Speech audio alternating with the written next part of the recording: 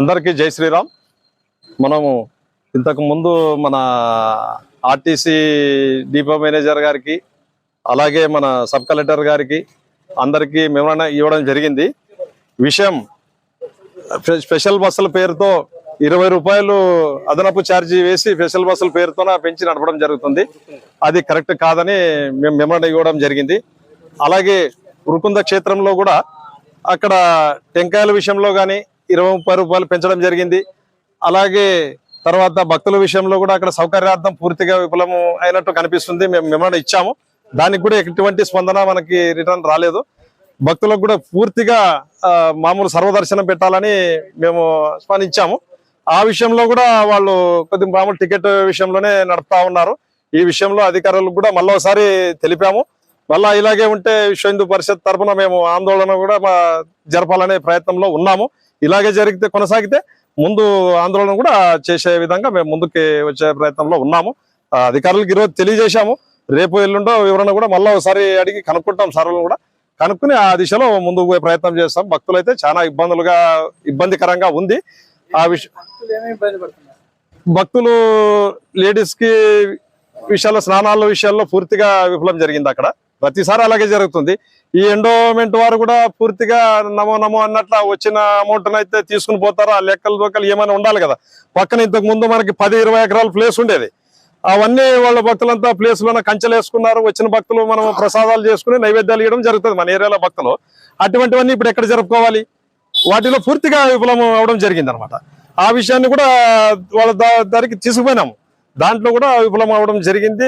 అదైతే పెద్ద కార్యక్రమాలు అండి. చిన్న కార్యక్రమాల్లోనైనా వాళ్ళు సరిగ్గా చేయాలి కదా. ఇంతకు ముందు దాంట్లో స్టేట్మెంట్ లోన మేము అదే ఇచ్చాము. ఈవో గారికి కూడా ఇవ్వడం జరిగింది. లేడీస్ స్నానాలు చేస్తే బట్టలు మార్చుకునే దానికి కూడా పూర్తిగా ఇబ్బందికరంగా ఉంది. అలాగే క్యూ లైన్లను కూడా వికలాంగులు వస్తుంటారు, పిల్లల్ని ఎత్తుకుని వస్తుంటారు. వివిధ దర్శనాలకి వృద్ధులు కూడా వస్తూ ఉంటారు. వాళ్ళకి ఒక సపరేట్ లైన్ కేటాయించమని మేము అడిగాము. అప్పటికే కూడా ఆర్జీలో కూడా దాన్ని కూడా కేటాయించడం జరిగింది. అక్కడ కూడా దాని విషయంలోన పూర్తిగా ఖండించలేదు, వాళ్ళు చేయడం లేదు. ఆ విషయంలో కూడా మళ్ళీ ఇంకోటి వాటర్ విషయంలో కానీ క్యూ లైన్లలో వచ్చిన భక్తులకి నీళ్ల విషయంలో కానీ అక్కడ ఇలాంటి విషయాలు పూర్తిగా వాళ్ళు మనకి చేయలేకపోయారు. ఆ విషయంలో మన విశ్వ హిందూ పరిషత్ పూర్తిగా ఖండించడం జరిగింది. ఇలాగే కొనసాగితే మేము ధర్నా కూడా చేస్తాము.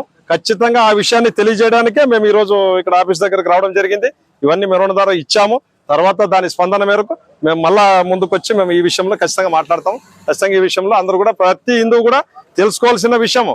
మనం పోయినామా మొక్కినామా వచ్చినామా కాకోకుండా అక్కడ ఏమేమి ఇబ్బందులు ఉన్నాయి అనేది అవన్నీ మనం డబ్బులు ఎందుకు వేస్తాము?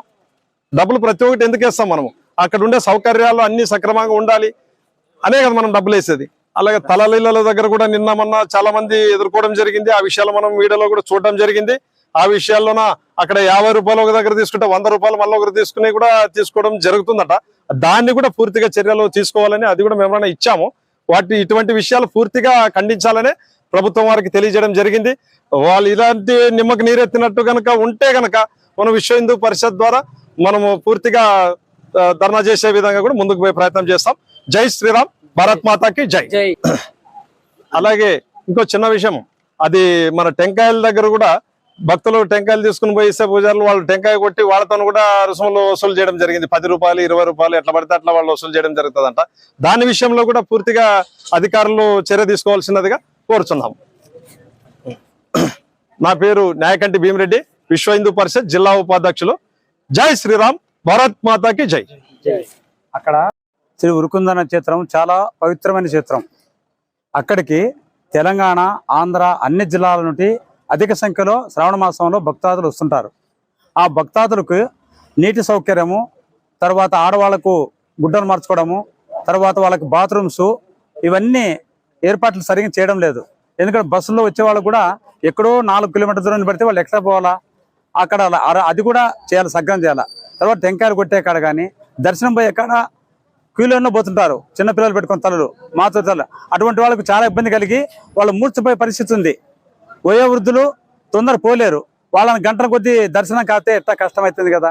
కాబట్టి అలాంటి వాళ్ళకి సర్వదర్శనం ఏర్పాటు చేసి క్యూలైన్ వాళ్ళు ఎంత డబ్బు మాకు సర్వదర్శనం ఏర్పాటు చేస్తూ దర్శనం త్వరగా అయ్యేటట్టుగా భక్తులకు మనోభావాలు కల్పించుకొని అక్కడ అన్ని ఏర్పాట్లు శ్రద్ధగా చేసి భక్తుల మనోభావం దెబ్బతినకుండా విశ్వహిందూ పరిషత్ ఆధ్వర్యంలో ఇచ్చిన కోరికలను నెరవేర్చి మాకు సరైన న్యాయం చేయవలసిందిగా మేము అక్కడ ఎండోమెంట్ వారిని అక్కడ ఉన్న పెద్దల్ని కోరడమైనది.